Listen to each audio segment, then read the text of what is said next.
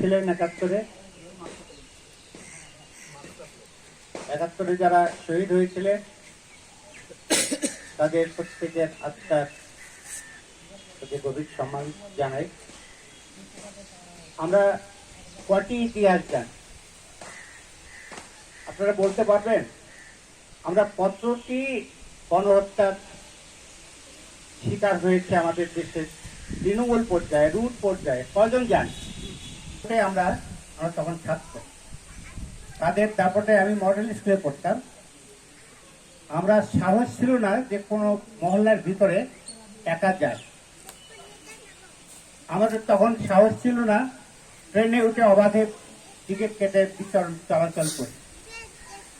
তারা অবাঙ্গালীরা ট্রেনে বসত টেবিল বেঞ্চে পা লম্বা করে। আমরা যারা যাতায়াত করতাম তখন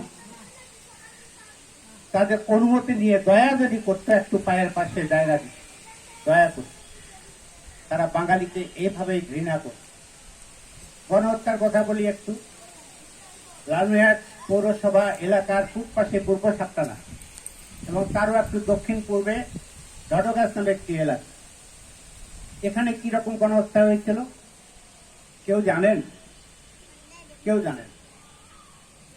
বাঙালি প্রধান, যেহেতু মানে বিহারি প্রধান এলাকা, দীর্ঘদিন এখানে বসবাস করতে করতে গ্রাম থেকে যারা তেল মানে কিনা বলে তরি তরকারি মাছ যারা এগুলো নিয়ে এসে বাজারে বিক্রি করতো, এখান থেকে হয়তো বিহারিদের সাথে পরিচয় অনেকে।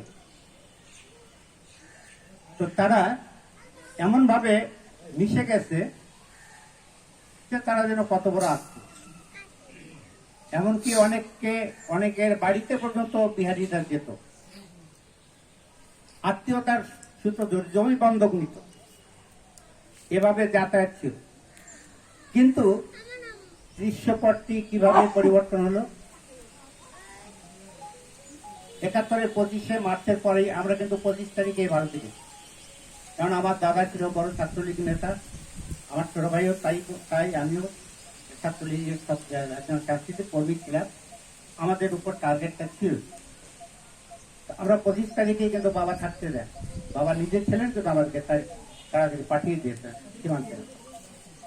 তো আমরা যখন পরবর্তীতে এসে শুনছি ঘটনাগুলো, এখানে যখন সবাই ভারতমুখী আত্মরক্ষার জন্য, জীবন বাঁচানোর জন্য, তখন এই বিহারিরা কি করত?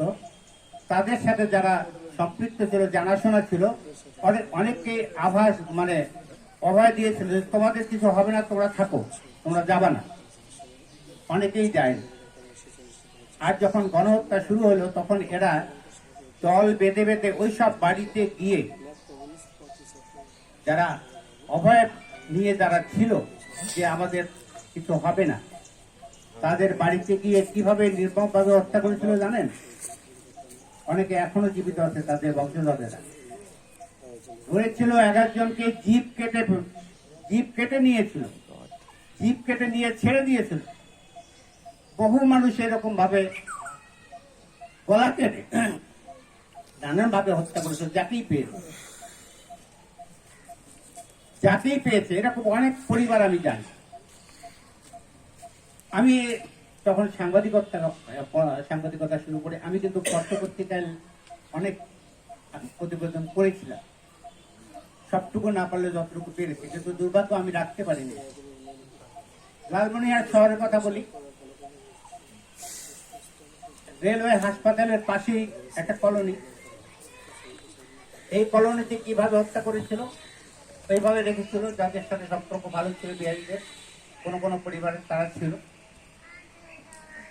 তাদের বাসায় গিয়ে বাচ্চাদেরকে ছুড়ে দিয়ে নিচে ফেলা হতো। কি নির্মম, কি নৃশংসতা, কল্পনা করা যায় না। এই তালিকাগুলো কে করেছে? কেউ করেনি। এখন আমাদের দুর্ভাগ্য হলো যে স্বাধীনতার ৫৫ বছর পর আমরা এখানে যে আমরা শহীদদের স্মরণের জন্য সমবেত হয়েছি, আমরা জানি না ঠিক কতজন।